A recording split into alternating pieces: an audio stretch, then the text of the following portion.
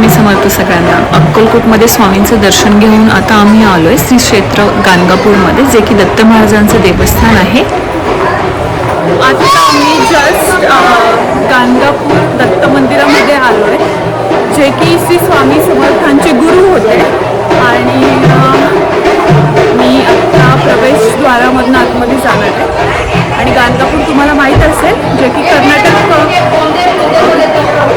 कर्नाटक राज्यामध्ये येतं. बघूयात आपण. लोक खूप बघतायत माझ्याकडे.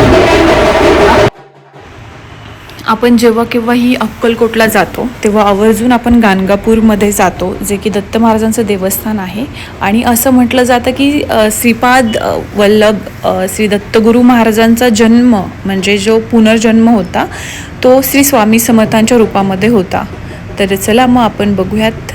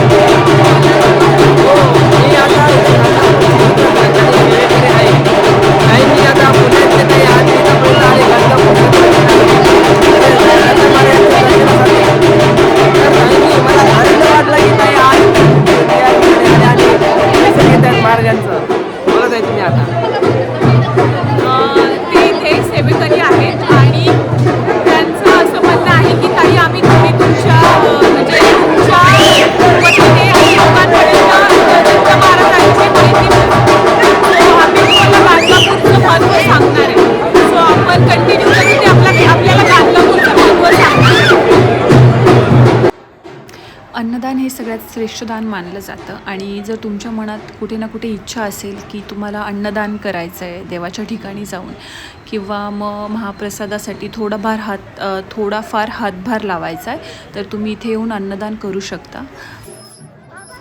नुकतीच दत्त महाराजांची आरती झाली आहे आणि आम्ही आरती घेतली आहे. तुम्हाला समोर जे पण दिसत आहे ते एक भाविकांची श्रद्धा असते. असं मानलं जातं की जर तुमच्यावर कोणी काही केलं आहे तर ती करणी इथे निघून जाते. भाविकांची खूप मोठ्या प्रमाणात गर्दी आहे आज मंदिरामध्ये. तर आपण आता दर्शन घेऊन महाप्रसादाकडे जाऊयात.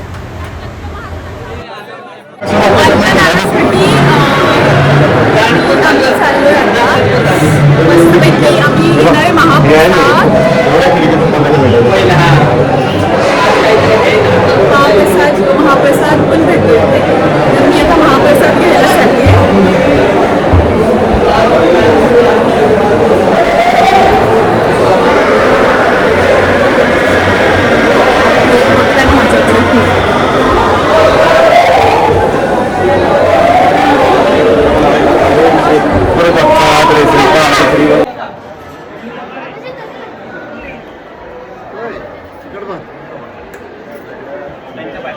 महाप्रसाद घेऊन आता मी चालली आहे खाली मंडपाकडे.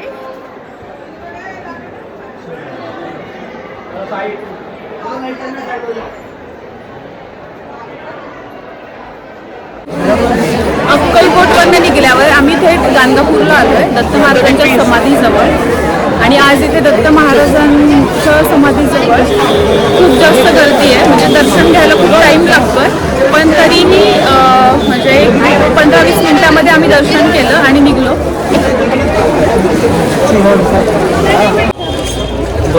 हे महाराज हे इथे सेवा करतात आणि खूप यंग एजमध्ये ते देवाची सेवा करतात. ही खूप मोठी गोष्ट आहे.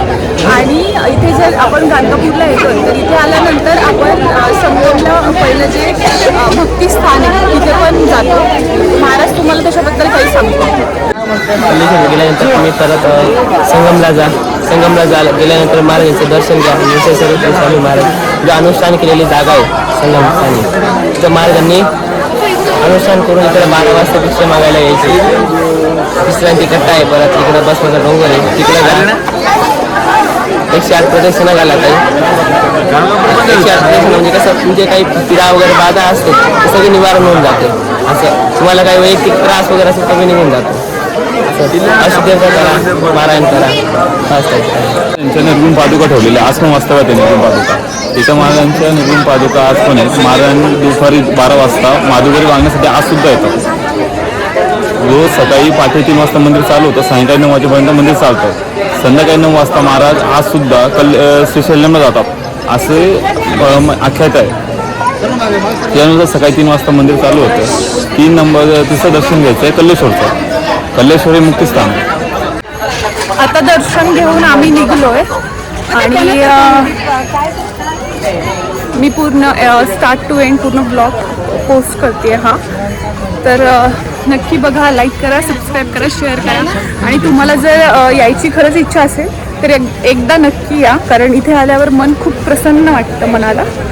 सो तुम्ही नक्की येऊ शकता.